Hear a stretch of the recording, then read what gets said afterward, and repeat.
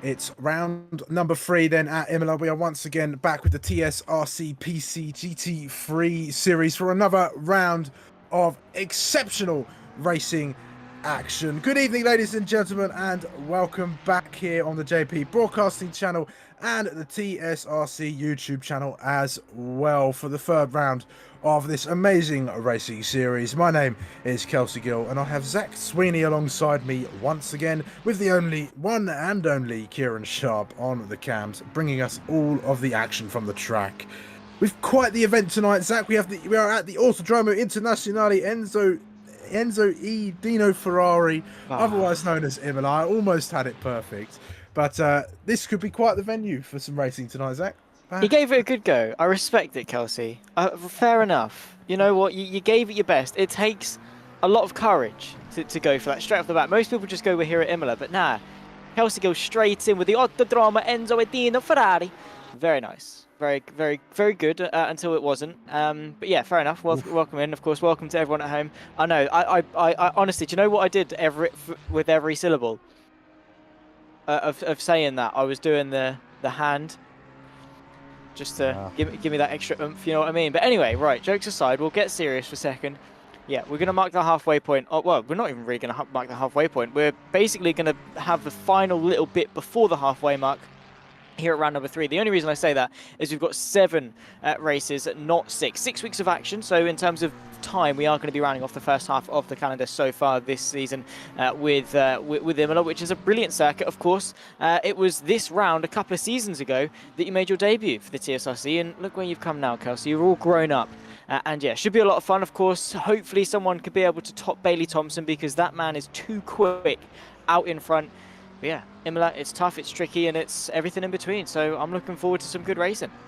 Yeah, he certainly is very quick. He is going to be the man with the target on his back. Hopefully somebody can take the fight to him, and this might not be the track to do it. Imola is, well, it's 19 corners of narrow, very technical, very fast-paced action. This track comes at you. You've got to use all the curbs. You've got to really set up the car for attack around this track in order to get the lap times. Qualifying is going to be absolutely tremendously important. There's so many chicanes around this circuit as well. You have Tamburello to start us off.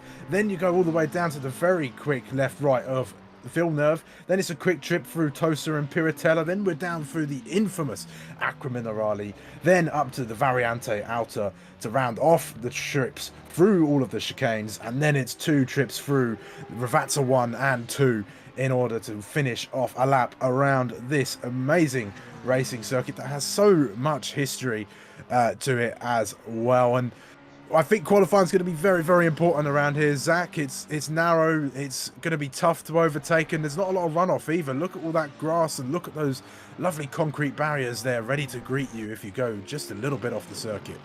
Oh yeah, it's punishing. Again, we've seen it time and time again in both sort of real life and in the sim.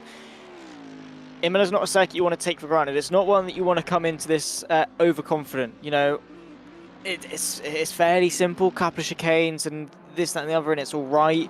You know, it's not the most difficult track in the world in terms of the corners themselves. The difficulty comes as to when you overstep the mark. Saying that, to be fair, we have got some really difficult corners. The Variante, we come into Acqua Minerale, then of course into the Variante Alta. Probably the two, in my opinion, the 2 trickiest corners on the circuit to hook up and get perfect lap after lap. Of course, the high sausage curbs of the Alta, and then Acqua Minerale turning and braking, carrying that speed through a very tough corner. But I think the difficulty from Imola comes more from, as I say, the lack of a margin for error. If you overstep the mark, you are going to be having a very, very bad day in the office. So you do have to be very, very careful, very consistent. And track position, in all honesty, is going to be the name of the game. I wouldn't expect too much in terms of overtaking around Imola. Of course, there is a long pitch straight, but not really straight, long flat out section, I suppose, that leads you from Ravazza in towards the first chicane at turn technically 2 and 3, and you are on the brakes for a little bit of time, but even then it's not a massive overtaking opportunity, as you see Giuseppe Zampieri braking at sort of just after the 150 mark, so still carrying a decent amount of speed through. So it is going to be tough to overtake. So I'd say, you know, over the course of the next 9.5 minutes, put in the best lap time you can, because it could be a deciding factor in the race. Yeah, it certainly could. And I'm just looking over the other circuits as well, Zach. It's round 3, so we're at Imola. Then we're at Donington Park, so things open up a little bit for the sprint round, which should be quite good. Then we go to Watkins Glen, which starts closing things off that little bit more as well, as far as the track goes. But it's still easier to overtake than at Imola, I'd say. And then Kyle Army, another bit more open circuit. But there's a lot of technical tracks on here. I think the last couple of calendars there's been a lot of technical circuits. I think Spa probably the least. Well, I mean, Spa is challenging in its own sort of way, but I think as much as the other circuits go, I think something like Imola, where we are today, is going to be something that's really going to test the drivers, because not only are they going to have to battle with trying to get the most out of these cars, but they're going to have to try and not overstep the mark as well. There's so many places where you can invalidate your laps, where you can get yourself an off track and rack up a few of those, and you'll get yourself a penalty as well, because you have to attack those curbs. Every single corner you have to go through, it includes Tamburello, that's Villeneuve, that's I think even Tosa just running too wide out of that hairpin as well, and even through Piratella if you go too quickly, and in Aquamilarali, well, you don't really need to speak about that. It's such a technical part of the circuit, such a daunting part as well. You get that wrong, you're going to get yourself an off track as well. It's all over the place. So these drivers are going to really have to be careful, not just in qualifying, but in the race as well. Yeah, they are, for sure. As I say, consistency is going to be the name of the game. I do apologise if my voice begins to go throughout the duration of this broadcast. I have been hit with just the October-ness that's been happening in the UK over the course of the last couple of weeks. So if it does suddenly go, then you're going to hear a lot more of Kelsey. Whether that's a good thing or a bad thing, I don't know. You guys can make that decision. But to be fair, considering where we were a couple of seasons ago, you came into this with a great debut, and you have grown since. So I'm very proud of you, Kelsey. You've done a really, really good job. Well, now, I mean, you were the colour for the last time you were at Imola, and now you're leading the way. So there you go, boom, progression. So maybe it's not so bad. Maybe I should just shut up and let Kelsey do the whole thing. Give him a taste of what I had for the first 3 seasons before I come and got him in. Anyway, I digress because, yeah, Imola...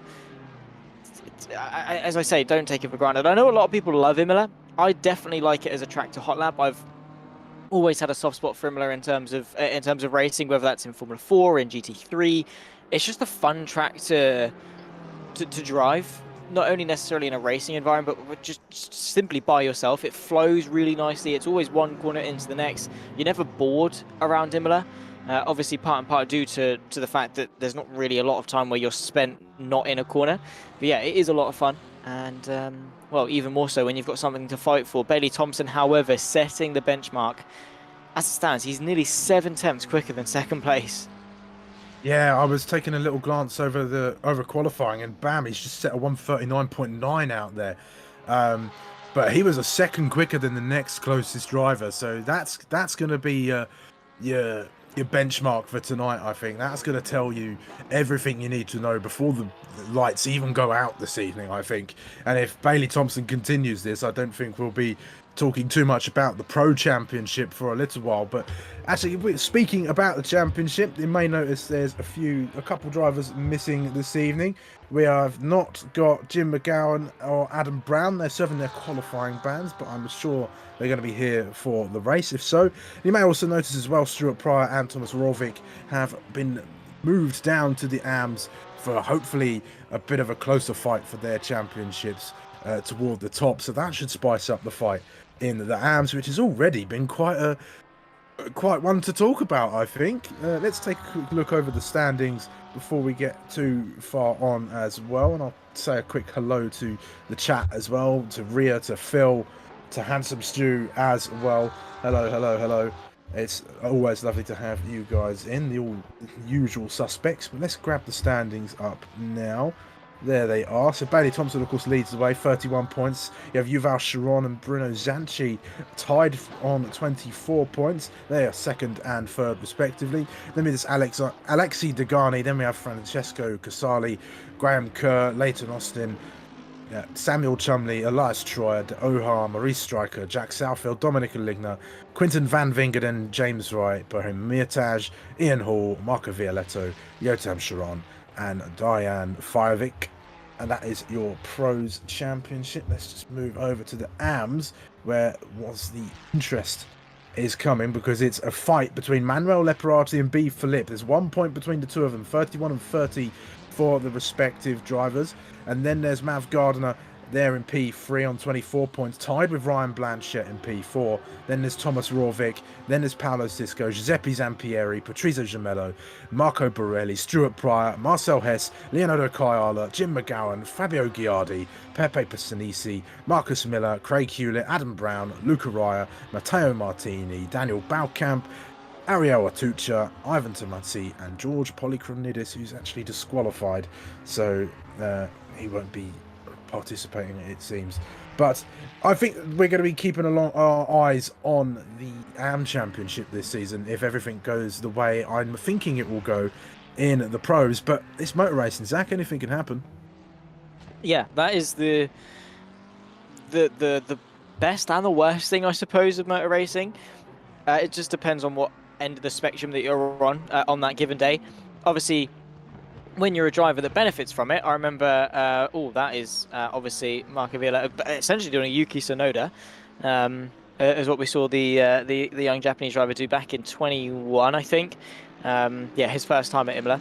He just went backwards. But anyway, yeah, obviously we've all been on the receiving end of motor racing, being the pain in the backside that it is, but we've also sort of been able to benefit from it in terms of other drivers being on the receiving end, gaining a place, getting a podium, winning a championship, whatever it is.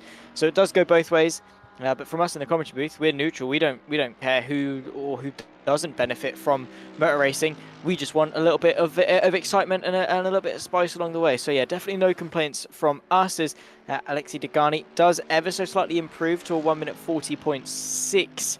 Still not enough to top Francesco Cesali to second, or even Bailey Thompson to pole, because that is a dent that I don't think is ever going to be closed, especially with limited time left in qualifying. I think, again, Bailey Thompson, he's just coming into these races so in control that as long as he leads the first lap, it's his race to lose.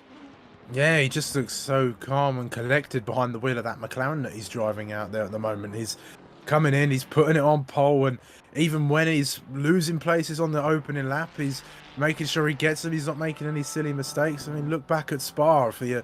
That's your evidence right there. He lost a couple of places on the start, and within a couple of laps, he was back in the lead, comfortably opening up a gap as well. Didn't look like anybody's going to touch him. And look, he's 0.6 of a second ahead of Casali in the Ferrari.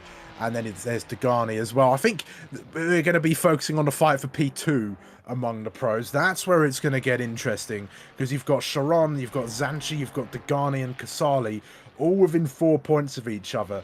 The four of them are tied in 2 ways between the 4 drivers. So Sharon and Zanchi on 24, then there's Degani and Casali on 20 points as well.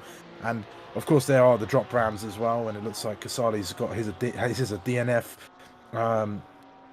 in one of the previous rounds. I think these points, what's going on with these points? They're strange.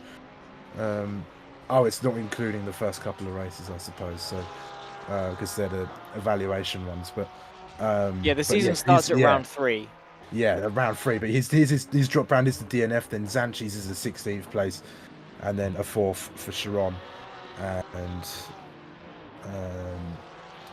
Zanchi 16th, 4th for Sharon, 4th for Degani, DNF for Casali. But yeah, that's where the fight's going to be in the pros, I think, because if Bailey Thompson wins tonight, then he's just opening up even more of a gap. And you know, a first on a first with one of your drop rounds being a first, that's a pretty dominant run, if I say so myself. Yeah, it was definitely. I mean, the fact is that right now he essentially he's got a win in his pocket, so much so that if he is at a race where he isn't doing well, essentially he can choose to win that race, in effect, if you sort of get what I mean. Because say we go to a round and he's the 5th fastest car, which I doubt will happen, and the best he's going to be able to get is 10th place, he can just say, all right, I'm going to get 10th, but then basically what's going to happen because of this is I'm going to drop my 10th round, and then I'm going to get a win's worth of points back. So effectively, on that round where he was 10th quickest, he did effectively win the race. So that is always a good sort of thing to have in your back pocket. Whether or not he's going to win every race from now to the end of the season is another thing entirely. I doubt it, purely because that's going to be a very difficult feat to do. I have seen it done, not only in sprint racing, in endurance championships as well, where a single team or a single driver has taken every single round win over the course of a season. So it definitely can happen. But surely at some point you'd expect the good luck to catch up with him. Yes, indeed it will, possibly, but we'll wait and see. Anything can happen. We've still got 40 minutes of racing around Imola, but it's the end of qualifying now. The time has run out, so if you're on a lap, get it done. Put it in because it's your last chance to get it. That's Leparati, puts himself P19. How about Quinten van Vingeren, the Dutchman, in the Porsche, coming through the final chicane now down towards the 2 Ravazza corners. Is he going to be on a quicker time on this occasion in that Porsche? Let's see. We know this car is nimble and should be well suited to this track, but can it ride the curbs well? That's the question. We'll see. One more corner to navigate, or I suppose 2 if you want to count the little kink before the finish line. But here comes the Porsche into the pits. No lap for them. So that's it. That's your qualifying session. And we'll run you through tonight's grid with Bailey Thompson starting on pole position, 6/10 ahead of Casali, who's going to start alongside him. Then row number 2 will be made up of Degani and Bruno Zanchi. Then there's Graham Kerr and Mirtaj in row number 3. Then we have Sharon and Quinten van Vingeren in P8. Then we have Elias Troyer. Then we have the other Sharon, I think that's Yuval, and I'm going to have to look at the numbers. It's so confusing with 2 drivers with the exact same names. But I'll continue down for the grid. There's James Wright, there's Raya, there's the Ohart, there's Hess, Striker, Rovic, Pryor, Leparati, Gardner, Cisco, Gemello, with Raya being your pole for the AMS. Then we have Philippe, Kayala, Borelli, Zampieri, Giardi, Violetto, Passanisi, Miller, Eligna, and Shumley, who are having some more fun at the back of the grid. Yeah, well, bring it on. This race is going to be amazing. Well, specifically that fight, obviously, for second place, I suppose. But then again, I'm happy to be sort of surprised in that regard with if Bailey Thompson falls behind into the pack. What I'm looking forward to most, obviously, is going to be Donington Park in a week's time when we go for the sprint round, because that's going to force Bailey Thompson to start from the back of the grid. So, yeah, even if he has a really bad round, again, he's going to get that win back. So there's absolutely no way that Bailey Thompson is going to lead this round not in the lead of the championship. So he is going to be starting at the back for race 1 at Donington, which is going to force him to actually do some overtaking. And that is what I think is going to be sort of the true test of his ability in terms of to win this championship, because you've got to be able to do both. You've got to be able to run away at the front, and you've also got to be able to fight your way from the back. And well, we'll wait and see as to what Thompson's going to be able to do. But that's in a week's time, of course. That'll be our focus then. Right now, his focus is just to get a clean start and hope to control. Yeah, for sure. And the thing is with sprint rounds as well, it's one thing to be quick, it's another to be patient in a sprint round as well, because that's where you really gain your places. If you're being patient, I'm not saying careful, but not making silly dives, silly mistakes as well. Any viewers of the Formula 3s that myself and James oversee on a Sunday will know how we feel about sprint races and what you've got to do to succeed, and you'll know exactly what it's like to have a sprint race where it's a little bit scrappy, it's a little bit impatient, and all chaos can hang loose. But hopefully that's not what's going to happen next week at Donington, and we always have some great rounds as well. Handsome Stew, it was actually Fish, but I'm not through. He's wishing Fish was here, I think. You know, he's not got his little buddy in the chat to bounce off of and have a little bit of banter in the live chat as well. So the Fish, we want you back, or at least Handsome Stew does. At least I'm not sure about Zach. Oi. I wasn't even properly paying attention. I just heard my name and just assumed it was a dig, and I was right. Cheers, mate. Appreciate it. No, that's fine. No, next time I can get you onto a gig, I'll choose someone else. Well, you just said you don't listen to me. Yeah, no, for good reason. At least I turn up to broadcast on time, though. Wow, there we go. Beautifully done. Yeah, for anyone that isn't aware, our call time is usually 20 to 8, obviously plus or minus 5 minutes. Kelsey turns up at 5 to 8, and it's just like, hello guys, how you doing? Thankfully, we obviously didn't go live for another 10 minutes, so he actually managed to get away with it. But I am going to out him and throw him under the bus here live on air because it was funny. Yeah, nice one. And Phil's just called me a cheapskate. I'm not being funny. I've just offered Stu 30p and half a Snickers. All right. Well, do you want me to up it to a Freddo? Do you know how expensive Freddos are? Do you know what? Actually, I know we're obviously very much diverting away from the essence of the race, but we're on the formation lap, so we can get away with it. It's fine. But I saw this very interesting graph the other day, or well, the other day, I say it was yesterday, about the cost of a Freddo and the increase of the cost of the Freddo relative to the rate of inflation. So in 2000, when a Freddo was 10p, in 2005, a Freddo was still 10p, and then with inflation it was 11. Then it went up to 17p, but the rate of inflation would have meant it would only been 13. Now, Freddos are like 29p, but if you'd adjusted it with inflation, they should only be 17. So not only is inflation driving up the price of a Freddo, but also Freddo are driving up the price of Freddos, which is absolutely disgusting. So yeah, that's the state the country is in right now for those in the UK. For those outside of the UK, lucky you, I'm sure your Freddos are a reasonable price. I think Cadbury is the company to blame on that one, but thanks Liz and thanks Cadbury, I suppose. But other chocolate manufacturers and better prime ministers are available, or at least they used to be. But anyway, the formation lap's almost over. Zach, are the drivers? Do you reckon the drivers are tuned in about now? It's really important to be tuned in for a track like Imola. Yeah, it is, of course. I think, as I always say, give yourself a target, something to aim for over the course of maybe the first lap. For Cecilia, it could be get the lead. It could be keep second place. For Kerr, it could be get himself into the top three. Whatever it is, something to focus the mind, something to calm the nerves and focus that adrenaline rather than have the chaos that ensues. But 40 minutes is about to get going. Here we go then, one more corner to navigate before we go green. The start-finish line, only a few meters now down the road. Can anybody take the fight to Bailey Thompson, who has looked absolutely comfortable in the lead in that blue and black McLaren? They're all crawling side by side down towards the line, waiting for the green flags to be waved. There's car number 12 just warming up the tyres that one final time before we go green for some more racing here in the TSRC PC GT3 Series for round number 3. When are we going to get going? What's going to happen? Who knows? It's all around the corner. All the cars lined up side by side. We're just waiting now.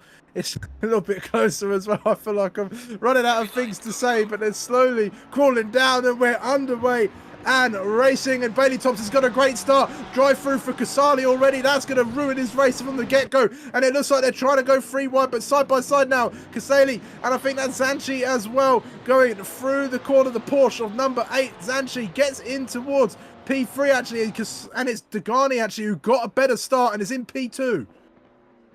Yeah, very good start indeed, but yeah, very much just everyone trying to keep themselves in contention. There's a car off the road in the background. You can see one of the Nord-Est racing team machines, the Italian Mafia, as we like to dub them here on home soil. Stuart Pryor moving his way forwards, of course, unfortunately, the motor into the AM class for this this race. Well, he's going to have to be impressing and maybe moving his way forward. I'm sure his morale is maybe at an all-time low because of being demoted, but you got to fight with what you're given. Now it just gives him more opportunities to fight forwards. Luca Raya as well, 13th overall. Very interesting stuff, of course, with Cecilia getting that drive through. It means that he's jumped too early, and the game has given him a big old slap on the wrist. Yeah, it's so easily done. I think I was in a race a little while ago and I got myself a drive through for that. And there goes Elias Troyer off the track in that dinosaur liveried Porsche. And I'll hope that he's not got anything looming from the racing stewards there after that. But there's a bit more action going on. His Mav Gardner trying to fight his way through his fellow AMs as well, looking around the outside of this corner and perhaps around the outside as they come down towards the Ravazza now. Can he get himself a place? No, but he's going to switch some paintwork with the McLaren of Cisco, and that's not the way to go side-by-side racing here at Imola. No, definitely not. Of course, it does take a lot of respect. Graham Kerr trying to pick his way past Murtagh, going to the outside of the Tamburello chicane. He is later on the brakes. He's not quite got the agility, but he has been given the space. But look at that backwards run. Oh, my goodness me. From Yuval Sharon. Chucks the move to the inside of Graham Kerr and now finds himself side by side as they run their way towards Villeneuve.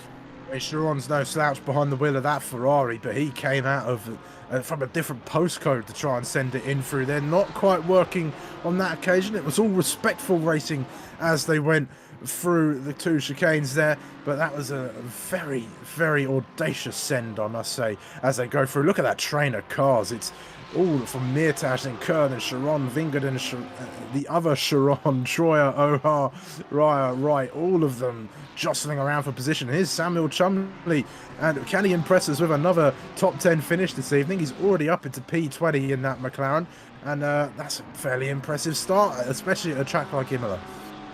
Yeah, very much is, picking up some places, and of course I suppose Chumley is continuing his sort of I don't want to say joke season, but sort of, you know, trying to see how many places he can make up sort of season.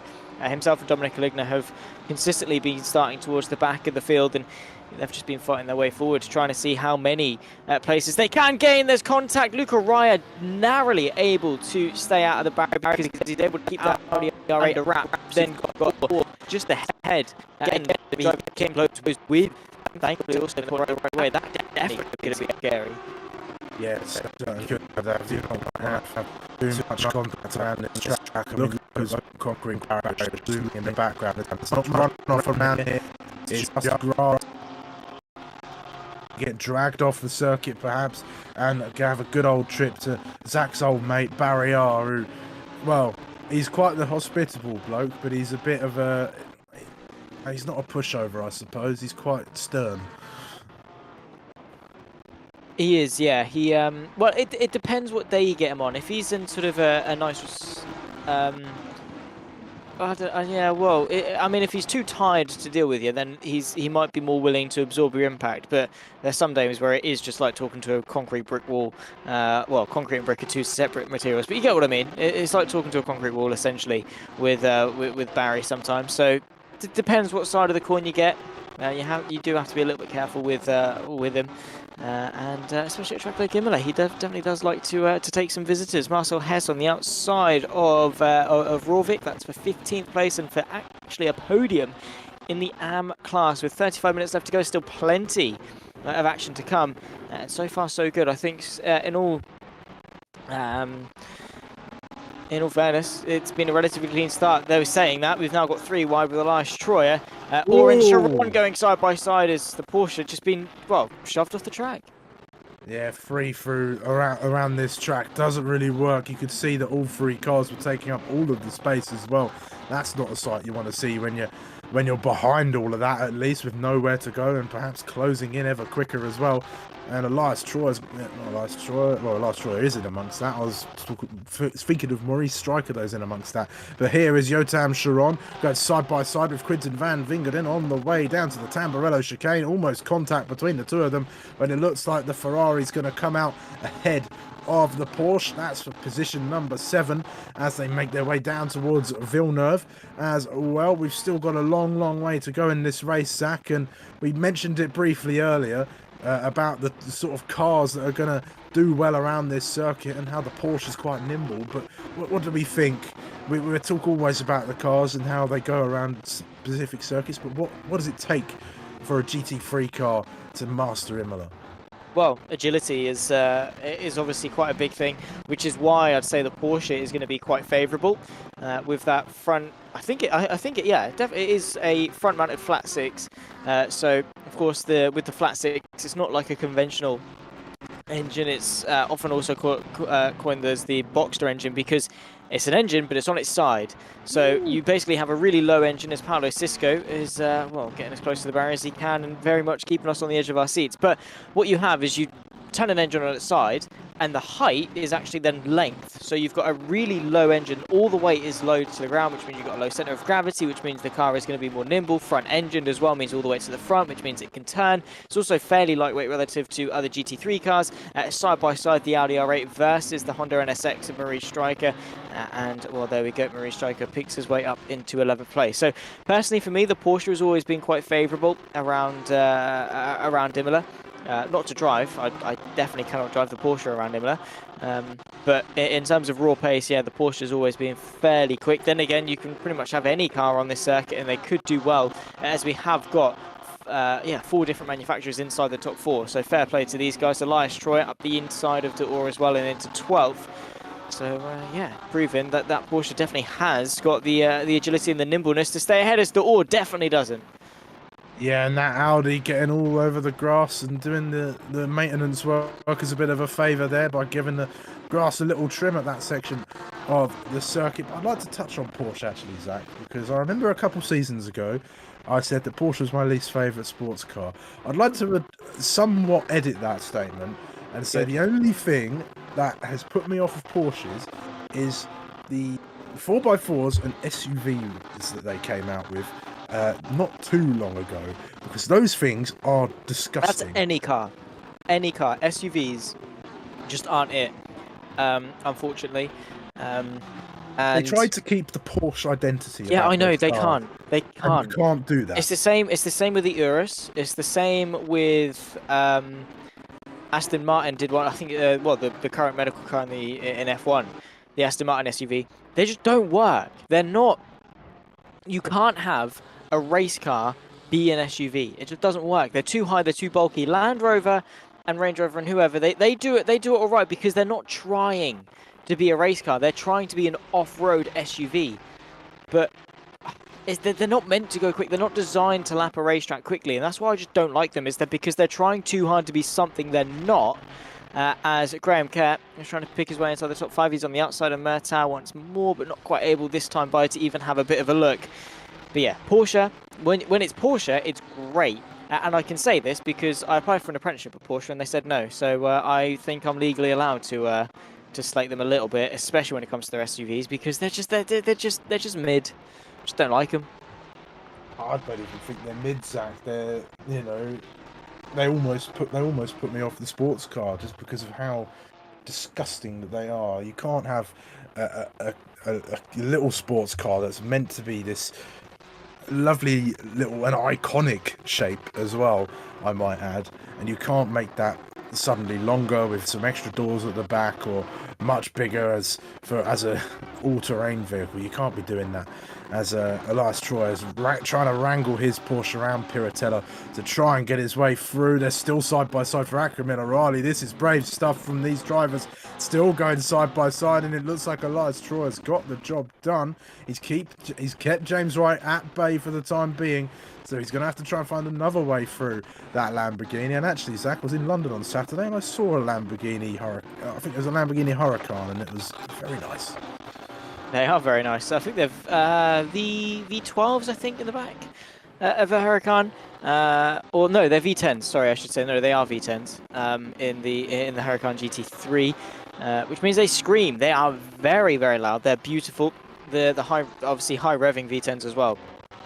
I think they are naturally aspirated, so they've not got any forced induction or anything like that. You are getting the raw stuff as Thomas Rovik is getting raw gravel on the outside of the Ravazza sequence. The pit window is open, of course, so we are going to see some people head down pit lane to take their mandatory pit stops. And this, unfortunately, is what happened to Thomas Rovik. Yeah, I can't comment on it, actually. My footage is frozen, but it looks like he's had maybe some contact or had a bit of an incident going through the corner and ended his way into the gravel on that occasion. That's not the best way to go through the two Ravazza corners. Number 37 not having the best time of it out there after his demotion into the AM category at the moment, but he'll continue on, try and get his head down as well. And the pit window is now open, has been for the last minute or so drivers can start coming in now as well. I think strategy is going to be very important this evening. It's going to mean a chance for drivers to overtake, perhaps. And despite us saying that the track's narrow, we've seen quite a fair bit of overtaking action already, Zach. We have done. Jotam Sharop, unfortunately, passing over the Variante Alta and did lose time, so might not pick up a track limits warning for it. But yeah, the action so far definitely has been really, really good to watch, and it continues. Got Giuseppe Zampieri fighting away with Philippe. This is, of course, for 21st place overall, and well, it's the lead BMW of Philippe that takes the position and is now ahead of the Nord-Est Racing driver. Unfortunately, the only Italian driver inside the top 10 as it stands, yeah, is actually no, Bruno Zanchi, is he Italian? I think he is. So we've only got a couple. We've got Luca Raya, and then we've got Bruno Zanchi inside. Alexi Degani as well, I think, is also Italian. So well, to be fair, I was about to say they're not doing as well as I Swiss. thought, but they are doing. Oh, is he Swiss? He's Oh, Swiss. oh, right. Well, they're also they speak Italian, some of them, so it'll be fine. Same thing basically. Marcel Hess looking to go to the inside of Leporati late on the brakes into the Villeneuve chicane, and nicely done, picks his way through. But I was about to comment that Italy aren't doing the best job, but in fairness, they have got a number of cars inside the top 10, so definitely showing up for the home crowd is Dominic Aligna, proving why he's the reigning champion with a move like that. Yeah, certainly. So these himself and Chumley, close together as always. It seems they were just as close together at the Nürburgring last week. Although it was the other way around, it was Chumley being chased by Aligna and not this way. And they're trying to fight their way through the crowd, and they're getting close to the top 10 already. It's quite an impressive run from these two, and it just would have been. I think it would have been better if Aligna was up there fighting with Bailey Thompson, I think, because we know how quick Dominic is. He's a very talented driver out there. He knows how to win races, knows how to fight, and it would have been nice to see him perhaps take the fight to Thompson, who, may I add, if I take a quick glance over the timing tower, is currently 4.1 seconds ahead of Degani in the Mercedes. So he's checked out for this one. He's having another practice run, I reckon, but still, we're not even halfway yet. We're not even firmly into the pits. You can see that nobody's come in. That's Mirtaj, and I think that was Stron going side by side, or was it Graham Kerr? I think it was Kerr, yes, because he's just got into P5. So Graham overtaking Sharon at the first couple of corners around the circuit, and it's a nice little overtake, that one. Yeah, it wasn't too bad. And yeah, we still have got a long way left to go in this race, but Bailey Thompson, he's already in Donington. He's already on the grid waiting for everyone. So there's that. He is just that much quicker. To be fair to Degani, he's also doing a decent job. The top three very spread out as it stands, all the way down to Yuval Sharon, in fairness, in fourth place, then to Graham Kerr even further back. That's then when we have our first battle. And hang on. There's Zach getting his facts wrong again. Oh, what? Because I called someone Italian or not Swiss. Well, Switzerland speak German, Italian, French, German, Italian, French. And I think they've got their own sort of dialect of Swiss as well. So they're basically Italy. There's like a little bit of Italian in every Swissman. So you know, just all right. It was the twisted truth, not a lie. It wasn't me being wrong. It was just a twisted truth. And yeah, Handsome Stu, Phil versus Zach Ding Ding. Pay-per-view here on James Parker Broadcasting. We're getting ourselves as well into influencer boxing. And maybe we should do that. Maybe we should have a JP Broadcasting meetup where we all just get on some boxing gloves, record it, and just have a scrap. I reckon that wouldn't be too bad. Give us your best Italian, Zach. Do you know what? I had Italian on my Duolingo for a couple of months before I gave up. So you know, give me a speech in Italian. And by all means, I'll go for it. Maybe I should learn some Italian commentary phrases so I can just yell them. I doubt that would get me very far. As you can see, Samuel Chumley trying to go for the move on Marcel Hess and pick his way into 13th place. Nothing materialising as of yet. Well, the McLaren running a little bit wide, but in all fairness, still on a good run towards the top. Yeah, you should learn some Italian opera, perhaps. That would be that would be a sight to see, wouldn't it? So if anybody wants that, put it in the chat, and we can get it arranged. We'll get Zach some Italian opera singing or something, and then he can go from there. But back to the racing. This is Casali way down from where he should be. In that I do like that livery on that Ferrari. You know, it looks very nice. The green. You don't see green Ferrari. It does a little bit, doesn't it? You can almost say you can't see it, but. Funny. You set me up for that one. I'm just knocking them down, mate. But we've got. I don't know. You don't normally see a green Ferrari. It's not like you normally see a blue Ferrari either. But here he goes. Going to go side by side with the BMW of Philippe. Hope they don't come together through Acca Minerale, though, don't they? Keep it very respectful, and it was very. Brave for Casali to stick his nose in on the inside there, because it can go wrong in the blink of an eye. Let's see how Samuel Chumley's going. He's still unable to get past Marcel Hess in the Porsche ahead of him, who's currently sat P2 in the AMS. Still nobody has come in for their pit stops. You can tell by the little banners, by their driver number, where it being orange with the number 1 in there. If it's green, they've come in for a pit stop, but if as it is now, they have not stopped yet. And that Porsche being made wide as possible, but it's contact, and Hess has gone way off the track. I can't see him on the camera at the moment, but I think, no, he hasn't managed to keep it. He's in the gravel trap, and the stewards might look at that one perhaps. I'm not sure whose fault that was coming through there, but the two, Hess was defending quite staunchly. You could argue that he didn't really need to, because Chumley and Hess aren't in the same category, and well, we'll stay impartial on that one, I think, but it was a bit of a silly one, I think. Yeah, it probably was. Again, small things can have big consequences, as Thomas Rovik going the outside of the Porsche. That's, of course, of Marcel Hess, who is now running side by side. He has the inside as they're on their way towards the Piratella, the fast left-hander. Slightly uphill before you then run your way downhill, and then, well, the Norwegian driver of Rovik decides to back out of that one. They have got Paolo Cisco not a million miles away either, as you can see in the Italian liveried McLaren 720S, one of my favourite GT3 cars, not only to look at but also to listen to. James Wright fighting away with Dominic Aligna, who's on the brink of a top 10 finish despite starting all the way back towards the back end of the field. Don't know where exactly. Just been distracted by Stu in the YouTube chat, in the fact that he used to box for Amazon.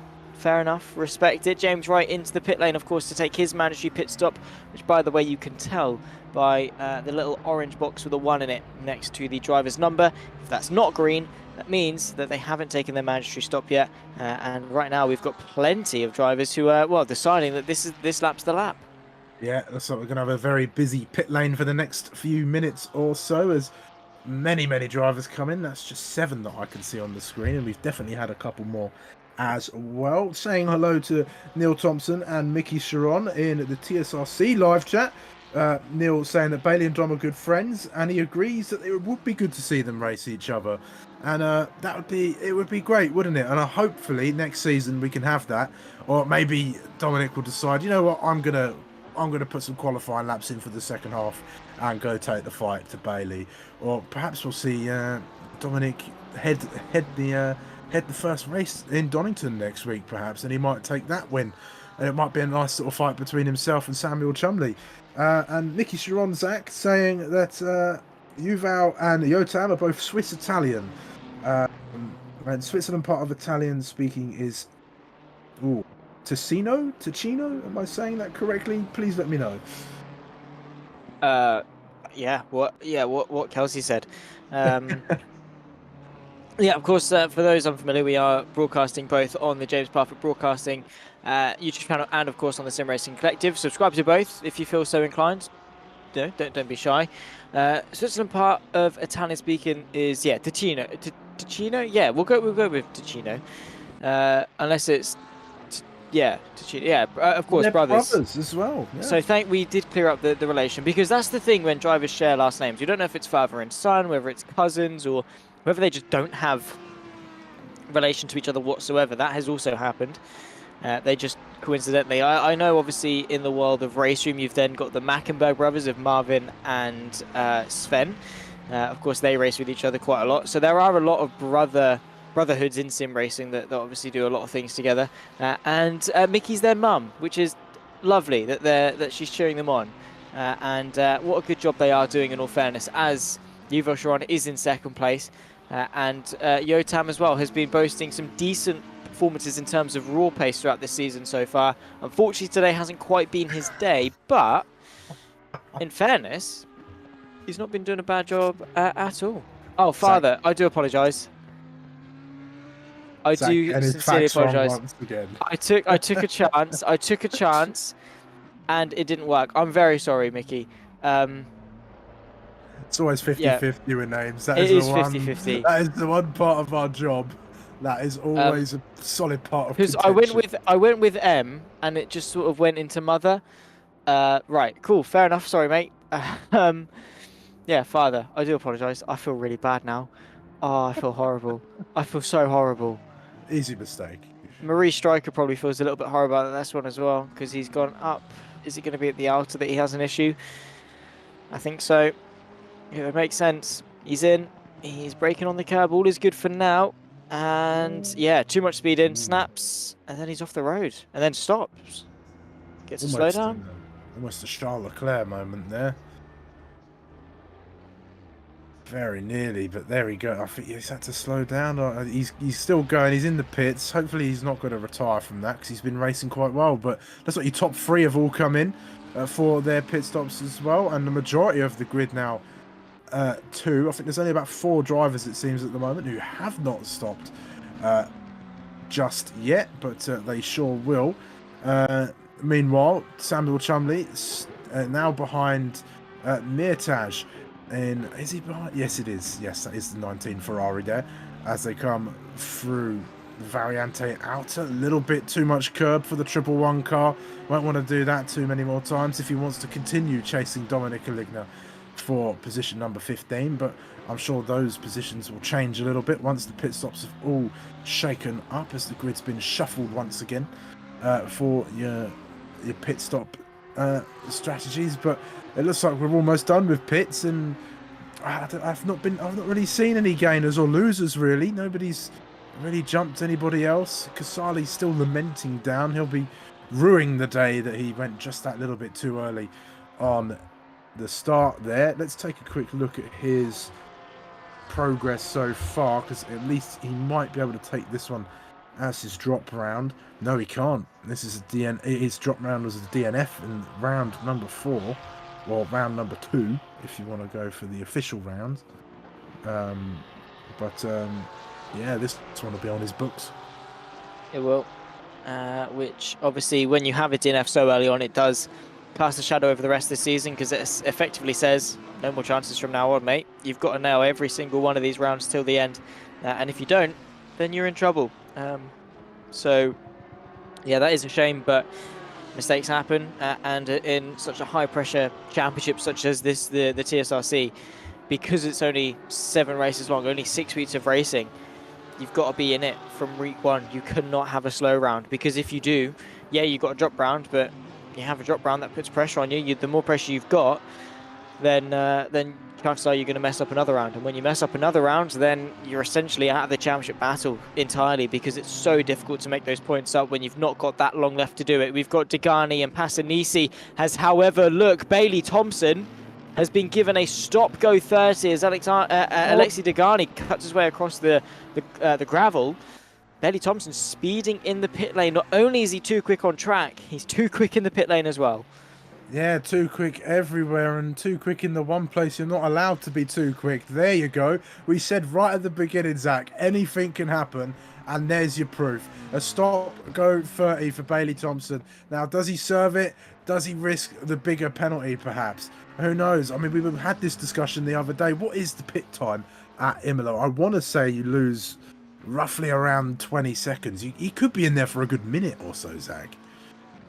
Yeah, probably. Of course, he doesn't have to do any service or anything like that. He won't have to change tyres or fuel. He will just be in, stopped, and gone. But probably upwards maybe of 50 seconds that he's going to lose. Definitely him taking his drop round. So essentially, he does get a win today because that's his drop round. But as I was saying, now means that from now to the end of the race, he can to the end of the season, he cannot mess up a single time if he wants to secure that championship. That is insane. And wow, Bailey Thompson. Well, he was that quick. He is his own worst enemy, and unfortunately, he shot himself in the foot. Yeah, he did. I'm just trying to look to see what the sort of time is that he's gonna. I want to say it's somewhere around 20 seconds or so at minimum, just to at least. Well, he doesn't have to stop, I suppose. So he might be a little less than that, maybe towards 15 seconds at least for driving through as slowly as he can. But then he's also got to stop and for the 30 seconds or so as well. So it'll be a significant chunk of time, and then an appropriate penalty afterwards. But that will put a dampener on his race, and who's going to benefit from that? Leonardo Kayala is currently leading, but he's not come in for his stop, so it'll actually be Alexei Degani, who is, well, in your net race lead. Yeah, effectively. Got to be in it to win it. You've got to obviously be making sure that, you know, that you're in the best position. I mean, again, some will be saying that he's lucky that Bailey Thompson has been given this penalty. Bigani, he was there. It could have been anyone in second place to take the effective race lead, but it was him. He was the one that put the work in. He's now the one that when things do go wrong for Bailey Thompson, he's the one that steps up and is now going to be able to inherit that, and very deservingly so, potentially take the victory. Samuel Chumley looking to go to the inside of Luca Ryan. No way through for now for the McLaren 720S. But yeah, Bailey Thompson, he's going to be probably tumbling down outside the top 10, you'd imagine, and with not long left to go in this race, it's going to be difficult for him to come back through. We'll find out the full extent of the damage as the BMW is off. That might be a Passanisi. Indeed it is, who still owes us a pit stop and has to do it on this lap. Otherwise he risks not meeting the mandatory requirements, as there is a spin for Mertage.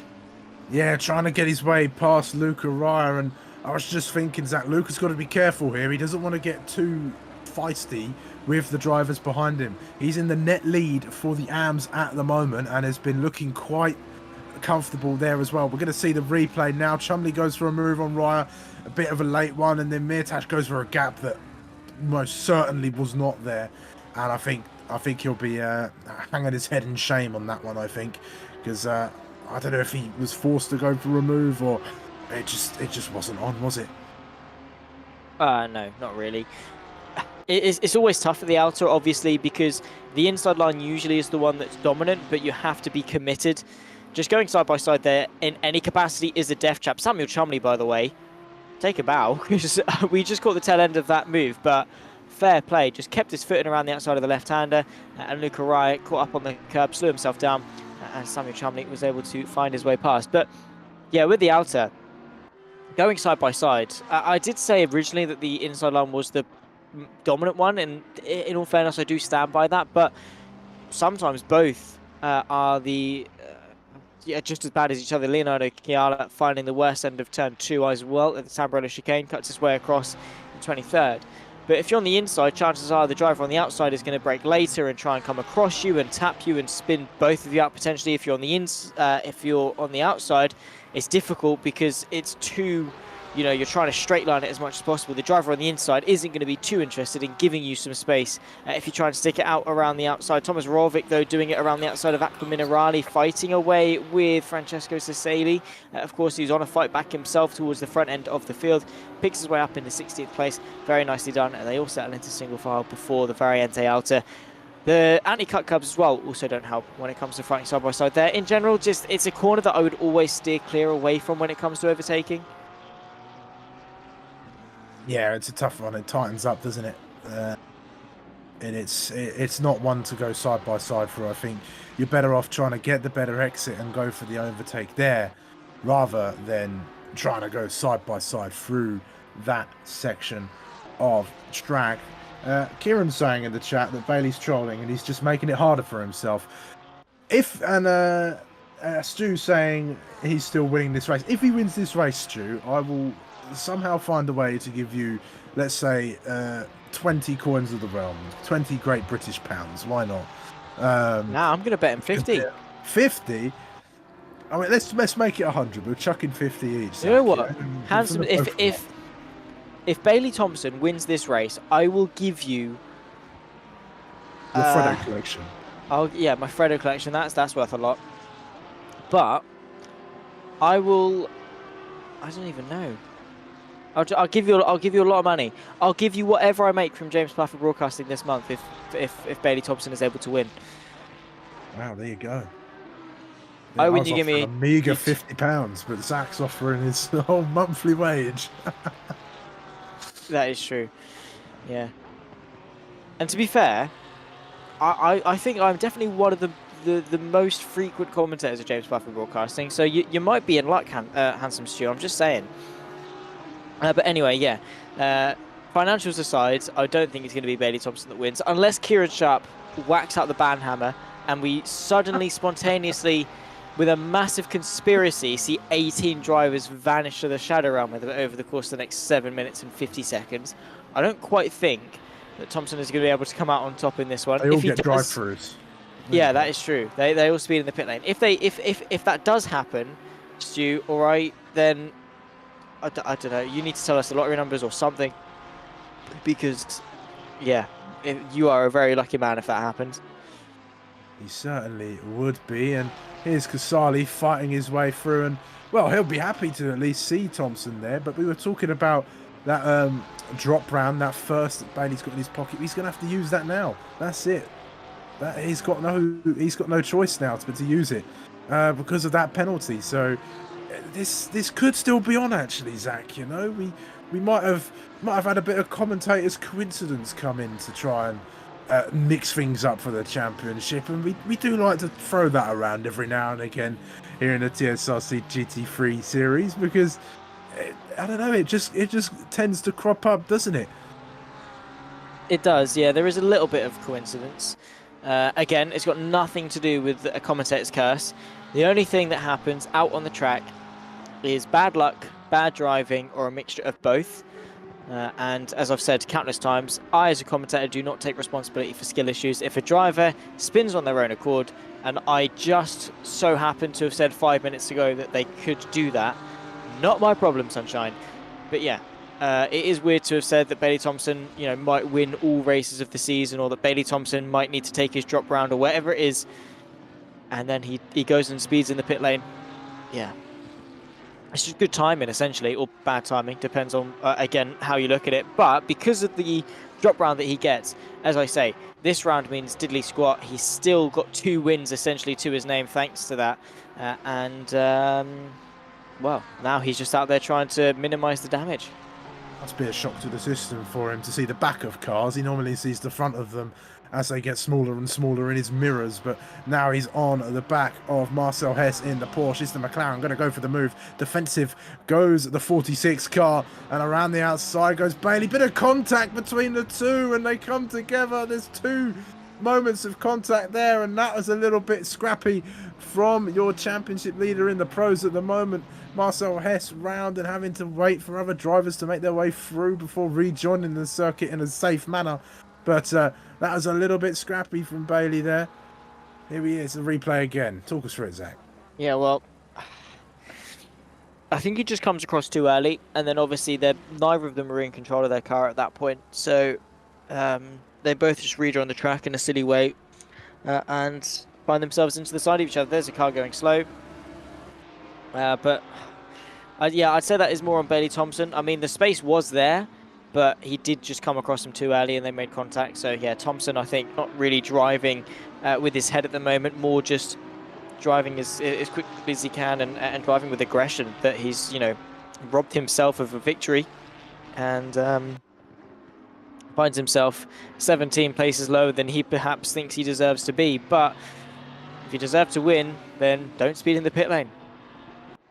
And he's remember, this would be now taken as his drop round, so he's not got as much to worry about as he might think behind the wheel of that McLaren. So no need to get too racy at this moment in time. Just seal the deal in the next few rounds, and there you go. That's it all done. But anyway, we've got 4 minutes and 5 seconds left of this race. There's a few little battles going on up and down the grid. This is Manuel Leparati. He's currently P2 in your AM Championship. He's among the likes of Striker, O'Hara and Mirtaj in a nice little battle for what will be a place in the top 10 of the overall standings. So the Porsche, I'm surely wanting to go for that one if he can. O'Hara getting close to the back though in the 917 car. That one of, I think, 3 Audis out on the circuit. The trailing Audi, I'll say, as the Ligner is the lead Audi, and then the middle Audi of Luca Raya is your AM leader at the moment. But a nice little battle going on here. And I want to say, Zach, this happens all the time. We say this track is too narrow for overtaking as we watch Bailey Thompson go side by side through Piratella down towards Akram Millerani. Can he make this move cleanly? Yes, he can in the number 12 McLaren. But we say about tracks not being easy to overtake it, and we've always proven wrong, it seems. Yeah, in all fairness, yeah, we are. These guys just know how to race. They keep us firmly occupied and yeah, keep the action coming no matter what happens out on track and no matter what venue that we are at. And yeah, Imola is no exception to that rule. These guys are on the pace almost immediately, always keeping each other close, always having a lot of fun while they do it. And yeah, hard, passionate racing for the entirety of the race. We are on to the penultimate lap, by the way. That means Maurice Stryker hasn't got long left to defend his top 10 position from Manuel Leparati, who does go to the outside going into turn 2, close to contact as they wish and wash away from each other. As in the background, Murta has tagged her, or he finds himself facing the wrong way. Yeah, that's a little scrappy through there. That's the Tamburello chicane, not the best bit of racing. De Ohar won't be too pleased with that. He's now with Stuart Pryor, who's in third place. Zach, he's had a pretty good outing in that category in his Lamborghini. As he's going, he's got Mav Gardner for company though, and he'll be a bit miffed to perhaps have a car in front of him, as that might slow him down and might open the door for Gardner to have a little look. And there's Bailey Thompson breathing down their necks as well as he tries to recover as many positions as he can before this race is out. But we're looking like we're approaching the final laps. Let's just try and discern what lap we're on. It's a 1 minute and 40 lap time. And where is our leader? Number 61. I'm looking at the track map. Where is car 61? There he is. So we're on the penultimate lap. Yeah, we are. Of course, welcome into Will Ellis, enjoying the stream. Thank you very much. Me and Kelsey do try our best and do try and keep it entertaining. It has been a fun stream, to be fair, even if I'm exhausted, even if my voice is nearly attempting to give itself up. There's Bailey Thompson on the inside of the Lamborghini. That's, of course, of Stuart Pryor. He's fighting away with Mav Gardner as well. As Paulo Cisco has given himself a drive through, presumably for track limit. On to the final lap of the race. And Bailey Thompson is, well, picking his way up forwards, but definitely not good enough to have any meaningful point score for this race. He's just out there trying to limit the damage and, well, I suppose make up as many places as he can. Mav Gardner on the back of Stuart Pryor trying to get him rid of that AM podium. It's the Porsche on the inside, and on the final lap, to begin the final lap, Mav Gardner takes 16th overall and, crucially, P3 in the AMs. Actually, in all fairness, it might. I don't actually think. I think you were right. I think it is the penultimate lap. He is just going to get one more. Yeah, he was coming up to Tosa when I found him on the track, and I don't know how far is the line down. Is it moved further forward on this iteration of the circuit? Let's see. Yeah, I think he's just 1 second. Yeah, there it is. So he is. This is the final lap then, as Degani begins it in the Mercedes. It was very tight indeed.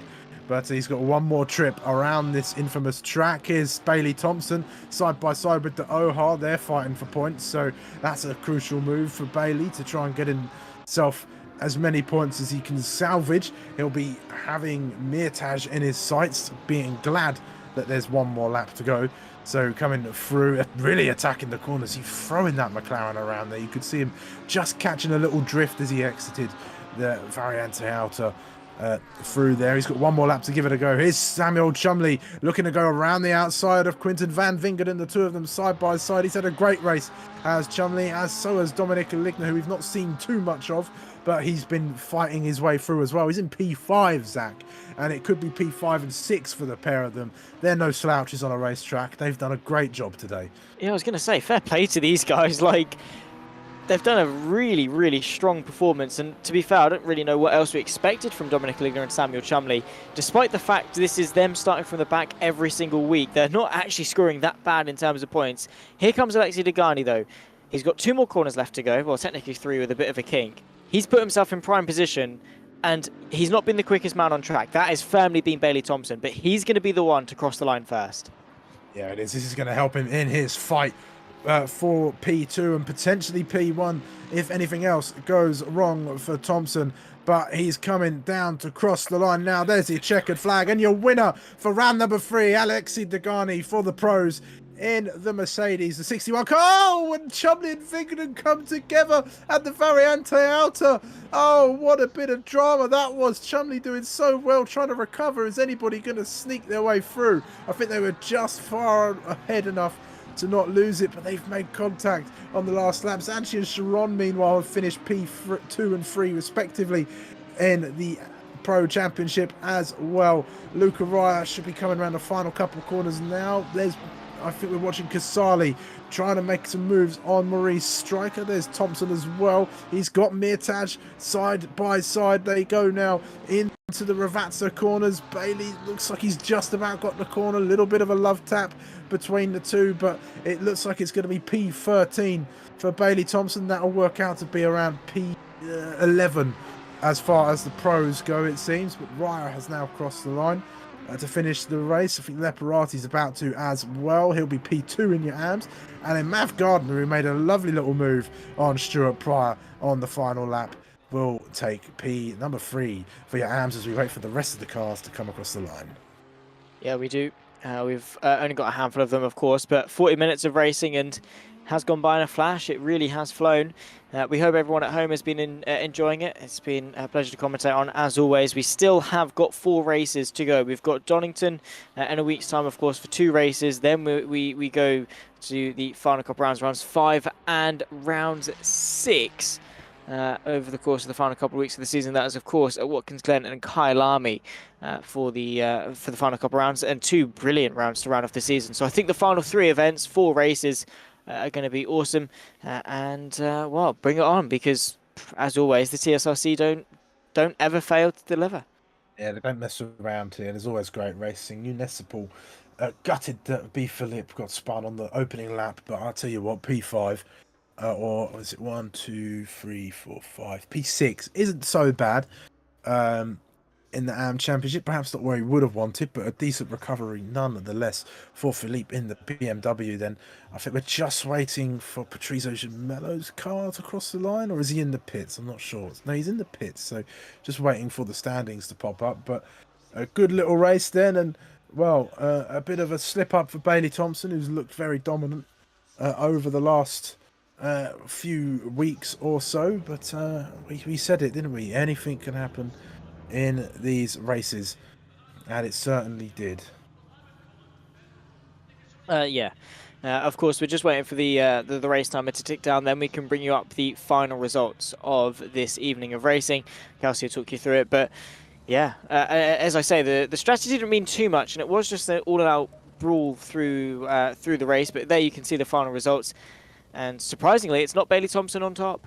No, Alexi Degani then takes a win in this race, round number 3. So we have a different name on top for a change, which is always nice to see. Then there's Bruno Sanchi and Sharon in P number 3. And I did have my notebook up to keep track of the names, but I always forget this. That is Yuval Sharon in P3. Then there's Graham Kerr, Dominic Aligna, Quinton Van Vingerden, Samuel Chumley, James Wright, Luca Raya, and Maurice Stryker, who round off your top 10, with Luca Raya winning for the AMS. And then there is Casali. Then there's Leparati making up one side of the podium in the AMS, Bailey Thompson in P13. Then we have Mirtaj Ohar, have Gardner rounding off your AM podium. Then we have Stuart Pryor, Rovig, Philippe, Hess, Kyala, Gemello in P number 22. Then there's Zampieri, Passanisi, Cisco, Martini, Miller, Giardi, Troyer, and Violetto, with Sharon and Borelli as well not finishing the race. Yeah, very, very close finishing order, and plenty of battles between all of them. So it will be interesting to see in a week's time, of course. For those unfamiliar with the sprint format rounds, we'll be going to Donington. We'll have 2 25-minute races. Race 1, of course, will be flipped. So we'll have the Pro Championship order reversed. That'll be the grid from, say, first to 15th, I think it is, if it's an exact half and half. And then we'll do flipped AM Championship order, so there'll be 2 separate fields essentially. They'll all start in one long line, but we won't have a mix and match of the pros and the AMs, which is probably a good thing, just to separate them a little bit. And then, of course, we'll have a 15-minute qualifying, and then we'll go into race number 2, set off by that 15 minutes of qualifying. So plenty of racing to indulge in over the course of the what was that, 50 minutes of racing, plus then the 15 minutes of qualifying. So over an hour's worth of on-track action. Yeah, plenty to look forward to. So yeah, bring it on. Yeah, and you can catch all that racing either with us on the JP Broadcasting channel or on the TSRC YouTube channel. There's plenty of places to check out this great series of racing. So please do make sure you're subscribed, you like, and you're sharing it around as well to all of your friends who might enjoy a bit of racing action with myself, Zach, and Kieran, of course, on a Thursday night. But is there anything left to add from you, young sir? I don't think so. I think everything's been covered. Just make sure you're here next week, same time, 8 p.m. For those in the UK. There we go then. So we're going to sign off. It's myself, Kelsey Gill, Zach Sweeney, and Kieran Sharp, as always, bringing you all of the action for the TSRC PC GT3 Series, where we'll be back at Donington Park for a sprint round next week. Do not miss it. We will hope to see you all there. But for now, it's a very, very warm good night.